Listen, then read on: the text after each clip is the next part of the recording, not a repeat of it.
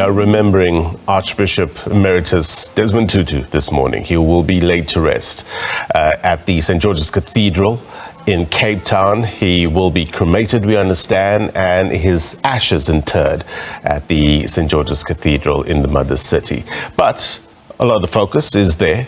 Other parishes, though, are also holding services. The oldest black Anglican parish in Langa township, St. Cyprian Anglican Church, which hosted the Arch's retirement ceremony, said it will uphold his legacy. It's where we find my colleague, SABC News reporter Atule Joka. He's live for us there. Atule, very good morning to you. Happy New Year to you. Talk to us about what Desmond Tutu meant to the people of Langa. Well, happy 22 to you too, Blade. We are here at St. Cyprian Anglican Church, the oldest black parish in the Western Cape. It was formed in 1934. That's when it came here to Langa. Well, let me tell you a bit about Langa. Langa is one of, just like many townships in South Africa, it was built as a result of the racial segregation laws of the apartheid system, which meant that African natives have to be pushed to the peripheral areas of the cities, not to have access to the urban areas. They were pushed away so that they can use more money to travel to the urban areas.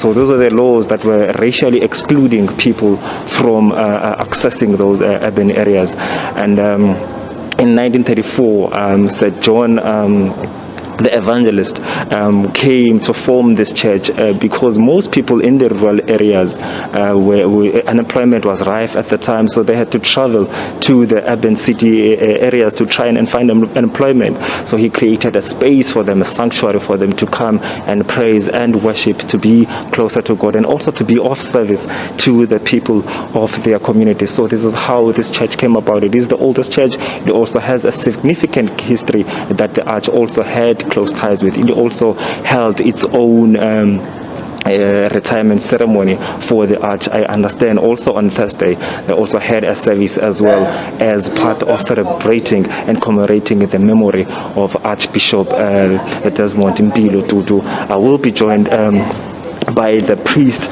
of the church to tell us more about this church and also the legacy of Archbishop Desmond Tutu. What does he mean to you, and also what are some of the lessons that you have learned from him? Greetings to you, Ati, and the viewers of SABC News. In the name of the Almighty God, who created us in His own image. You know, my brother, the life of Archbishop Mbilo is like a book that is there for us as young clerics to read and to learn.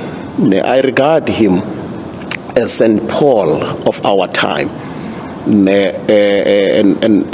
also as young clerics, I regard us as his spiritual sons. For instance, like Timothy, like Titus, you know, as Paul wrote his pastoral letters to his sons, spiritual sons.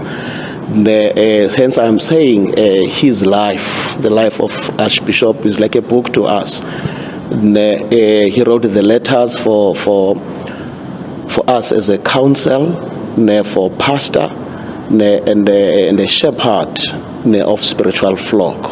And further, to all his pastoral letters are the books that are meant for imaging young leaders to be inspired.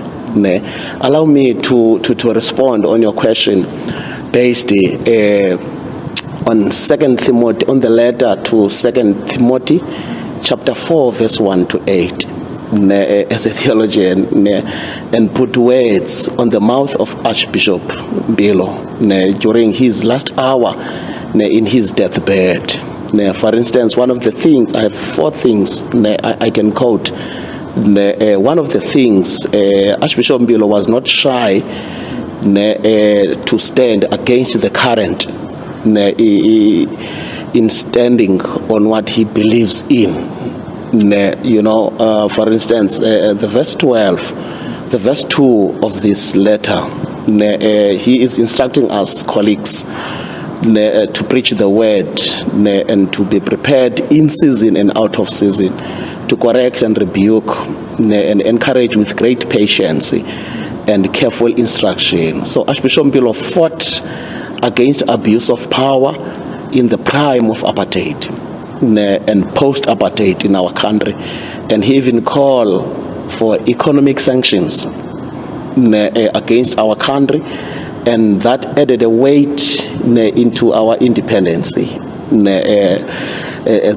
the country. It is fitting to reflect on the moral values he has fashioned, and his activism and integrity. Those are the aspects that made him unique to other leaders in our country. He was a man of peace, as I remember, as he won a Nobel Peace Prize. I remember his acceptance speech when he was receiving the prize. He once said, he was eloquent to declare that South Africa, there is no peace in South Africa because there is no justice. When there is injustice, peace becomes a casualty, a close quote. That's him. He was vocal against corruption and also abuse of power by our current government, as he is against oppression and exploitation. As a true prophet, he warns the democratic government. So he was bold at all times. He once said, I am warning you. As a true Anglican, he said it thrice, 3 times. I am warning you. I am warning you that we will pray as we prayed for the downfall of the apartheid government. We will pray for the downfall of the government that misrepresents us. So he was that caliber of a leader. Priest Atule Joka, thank you so much for those profound words and how you remember the Arch, and on how he fought for racial equality irrespective of who is in power. I'll also be joined by Umama Onomboiselo Ngonyana, who is also the elder of the church, to talk to us more about the role of the church. Mama, we were talking earlier and you were explaining to us about the role that the Archbishop played, especially during the height of the apartheid system, the height of the repressive government, which meant other people did not enjoy equal rights. It must have been difficult for someone who comes from a background of a church to go and confront the system of the time. Just talk to us about those moments. Good morning to you. Good morning, viewers. Yes, it was a difficult time for the church to be out there. But because he led by example, he was in the forefront and he showed us, let's come out to the streets together and not hide in the churches and hide behind the pulpits. Let's go there and face the enemy.